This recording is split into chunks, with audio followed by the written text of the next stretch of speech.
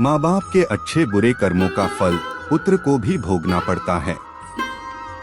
एक समय की बात है, एक महान तपस्वी अपने आश्रम में रहता था। एक दिन उसकी पत्नी ने पूछा, स्वामी, क्या माता पिता के अच्छे और बुरे कर्मों का फल उनकी संतान को भोगना पड़ता है? तभी महात्मा ने कहा, हे देवी, माता पिता के अच्छे और बुरे कर्मों का फल उनकी संतान को अवश्य ही भोगना पड़ता है। आज आपको एक प्राचीन कथा सुनाता हूँ, जिसे सुनने के बाद आपको पता चल जाएगा कि कैसे माता पिता के अच्छे और बुरे कर्मों का फल उनकी औलाद को मिलता है और उन्हें भोगना पड़ता है। गांव का नाम था रामपुर और वहां एक साधारण किसान रामलाल अपनी पत्नी और बेटे अर्जुन के साथ रहता था।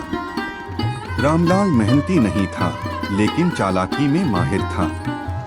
वह अक्सर दूसरों की जमीन हड़पने, झूठे मुकदमे करने और गरीबों को परेशान करने में लगा रहता। गांव वाले उससे डरते थे, लेकिन दिल से इज्जत नहीं करते थे। समय बीता और रामलाल का बेटा अर्जुन बड़ा हुआ। उसने शहर जाकर पढ़ाई की और एक अच्छी नौकरी पाली। लेकिन जब अर्जुन ने शादी की और अपने माता पिता को गांव से शहर लाने की बात की, तो एक अजीब बात हुई। किसी ने अर्जुन को नौकरी से निकालने की साजिश की। बैंक से लोन मिलना बंद हो गया और समाज में उसकी प्रतिष्ठा भी गिरने लगी। अर्जुन हैरान था, उसने तो कभी किसी का बुरा नहीं किया, फिर यह सब क्यों हो रहा था? एक दिन गांव के एक बुजुर्ग व्यक्ति अर्जुन से मिलने शहर आए। उन्होंने अर्जुन से कहा, बेटा, तेरे पिता ने गांव में बहुतों के साथ अन्याय किया। उनका किया गया पाप अब तेरे जीवन में बाधा बनकर आ रहा है। ये सुनकर अर्जुन दुखी हो गया, लेकिन वह हार मानने वाला नहीं था। अर्जुन ने निर्णय लिया कि वह अपने पिता के किए हुए पापों का प्रायश्चित करेगा। उसने गांव जाकर उन लोगों से माफी मांगी जिनसे उसके पिता ने अन्याय किया था। कुछ को जमीन लौटाई, कुछ की आर्थिक मदद की और सबसे विनम्रता से कहा, जो भूल मेरे पिता से हुई उसका भार अब मुझे नहीं उठाना चाहिए था, लेकिन अगर आप मुझे माफ करें तो मैं जीवन भर अच्छाई का मार्ग चुनूंगा। गांव वालों का हृदय पिघल गया। अर्जुन की सच्चाई और पश्चाताप देखकर सबने उसे क्षमा कर दिया। धीरे धीरे अर्जुन का जीवन फिर संवरने लगा। उसे फिर से नौकरी मिली, सम्मान मिला और सबसे बढ़कर आत्मिक शांति मिली। माँ बाप जैसे कर्म करते हैं, उसका असर उनके बच्चों पर भी पड़ता है। इसलिए हर इंसान को सोच समझकर ईमानदारी और इंसानियत के साथ जीवन जीना चाहिए। अगर कर्म अच्छे होंगे तो भावी पीढ़ियां भी सुखी रहेंगी, और यदि कोई गलती हो भी जाए तो पश्चाताप और सही कार्यों से उसका प्रायश्चित संभव है।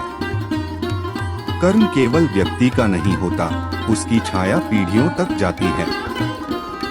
रामलाल ने जो गलतियां की, उसका बोझ उसके निर्दोष बेटे अर्जुन को उठाना पड़ा। लेकिन अर्जुन ने यह साबित कर दिया कि पाप का बोझ विरासत में भले ही मिले, लेकिन प्रायश्चित और सत्कर्मों से उस बोझ को हल्का किया जा सकता है। इस कहानी से हमें यह सीखने को मिलता है कि अच्छे कर्म ही सच्ची विरासत हैं, जो हम अपने बच्चों को दे सकते हैं। अगर माता पिता अपने कर्मों में न्याय, करुणा और सच्चाई रखें, तो उनके बच्चों का जीवन स्वतः ही उज्जवल होता है। और यदि किसी कारणवश पूर्वजों के कर्मों का प्रभाव बुरा हो, तो उससे डरने की बजाय साहस, क्षमा और सदाचार से उसका समाधान भी संभव है।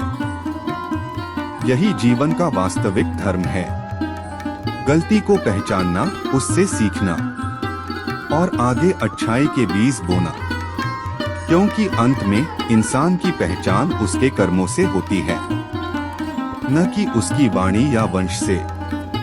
तो दोस्तों, अगर आपको ये कहानी पसंद आई हो और आपने इससे कुछ सीख ली हो, तो इसे जरूर अपने परिवार और दोस्तों के साथ साझा करें, क्योंकि हो सकता है आपकी एक शेयर किसी की सोच बदल दे और वही बदलाव किसी की जिंदगी संवार दे।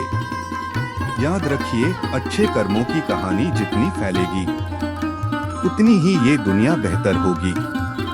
धन्यवाद। मिलते हैं अगली प्रेरणादायक कहानी में। प्लीज लाइक करें, शेयर करें और चैनल को सब्सक्राइब करें। धन्यवाद।